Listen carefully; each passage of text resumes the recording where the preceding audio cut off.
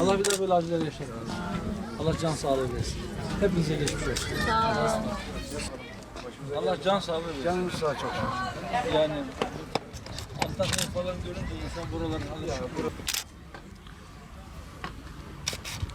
Bunun rahatsızlığı ne?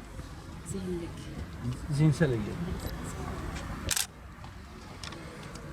Ne haldesiniz? İyiyim. Buna şükür. Allah iyilik versin. Allah can sağlığı versin. Buna şükür.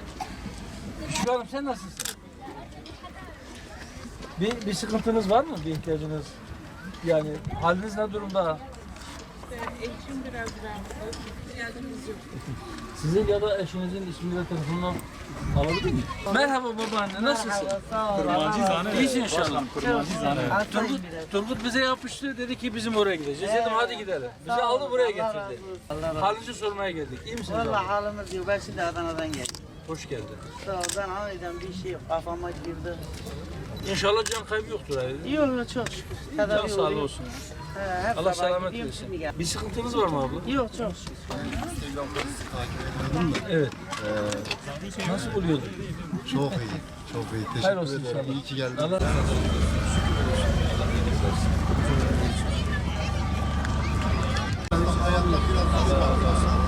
bir daha böyle seferber olmanıza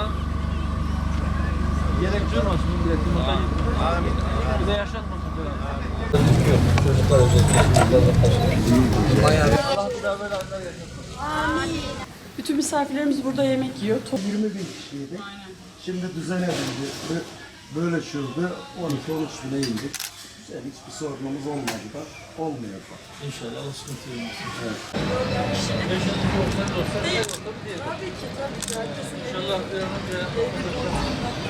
İnşallah bir an önce Evet, bölge gezisi olarak deprem bölgesindesiniz ve Osmaniye'de de bir ziyarette bulundunuz.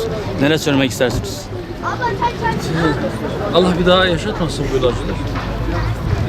Çok geniş bir alanı etkileyen, 11 ili etkileyen, çok yıkıcı ve peş peşe olan iki depremde sarsıldı. Depremin etkilediği bütün illerimizi dolaştık. Biraz yaklaştırabiliriz. Bazılarına birden fazla gittik. 12 ayrı ekiple aslında sürekli sahadayız. Bugün de tekrar Osmaniye ilimize geldik. Depremzedeleri dolaştık. Yaralar büyük oranda sarılmış durumda. Yani çünkü enkaz altındaki insanların kurtarılması ya da o acil gıda ve barınma ihtiyaçları, ısınma ihtiyaçları, yiyecek ihtiyaçları. Artık onlar konuşmuyor. Belki biraz daha ayrıntı gibi, ilk günlere göre ayrıntı gibi sayılabilecek şeyler konuşuyor. Sahada dolaştık. Engelli bireyleri olan bazı ailelerimizle karşılaştık. Onları bir an önce konteyner kentlere geçirme talepleri var. Onu dile getirdiler. Ne zaman geçeceklerini söylüyorlar. Engelli bireyleri olan ailelere konteynerlere geçme konusunda öncelikle alınmalı. Fakat şu anda havaların da biraz daha nispeten depremin ilk günlerinde ısınmasıyla birlikte barınma sorunu büyük oranda burada mevcut. Buraya gelmeden önce Beylik Topluğu'nun yurdunu okuduk. Orada da 1800 kişi var. İnşallah bu yaralar hızlı bir şekilde sarılacak.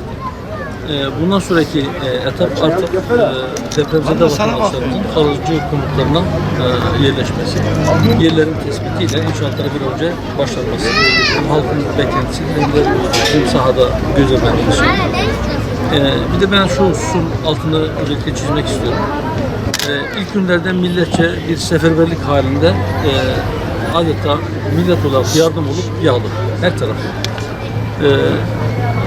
Sivil toplum kuruluşuyla, kamu kurumlarıyla, şahıslarla, belki yerel yönetimlerle iyi bir sınav vermeye çalışıyor. Herhangi bir grup veya parti ayrım gözetmeksizin bunu söylüyor. Belki bunun istisnaları vardır ama çoğunlukla halkımız iyi bir sınav verdi. Ben öyle düşünüyorum.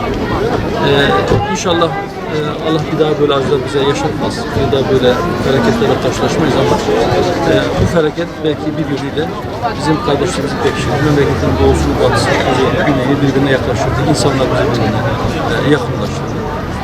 Bu da belki işin artı tarafı. Bu bizim şunu da unutmamamız lazım. İlk günlerde evet yardımlar çok yapıldı. çok yoğun bir şekilde yardımlar bölgeye yağdı. Hatta bazı yetkililer şu açıklamayı yaptılar. Yeter artık dediler. Gönderdiğiniz yardımlar ihtiyaç fazlası ve israf oluyor. Evet, gerçekten ilk günlerde mesela belki ilk gün yetersizdi ama 3. günden sonra ihtiyaç fazlası ekmekler geldi ve bunlar bir kısmı çöktü. Çabuk bayatladı. Raf ömrü kısa olan gıdalar belki israf oldu. Fakat şunu unutmamak lazım ki bu depremzedelerin önemli bir kısmı özellikle çadırda yaşayan insanlar kendi aşlarını şu anda pişiremiyor. Onlara hazır yemekler yapıp getiriyor ya da kumanyalar istiyor.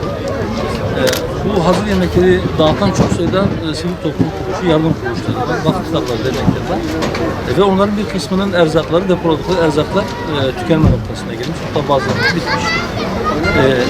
Bir anda öyle çok yoğun bir şekilde yardım yapılıp sonradan birdenbire kesilmesi bazı sıkıntılar getirebilir. Çünkü bu yardımlara ihtiyaç hisseden çok sayıda insan var. Bütün yardımseverlere şu çağrıyı yapmak istiyorum. Lütfen yardımlarınızı peyderpey gönderin. Bunu zamanı yayın, parçalar halinde gönderin. Ta ki ne bu gıda maddeleri israf olsun ne de bu gıdalara ihtiyaç hisseden, ihtiyaç duyan vatandaşlarımız gıdasız kalsın. Bu sunum altını ben bir kez daha çizmiş oldum.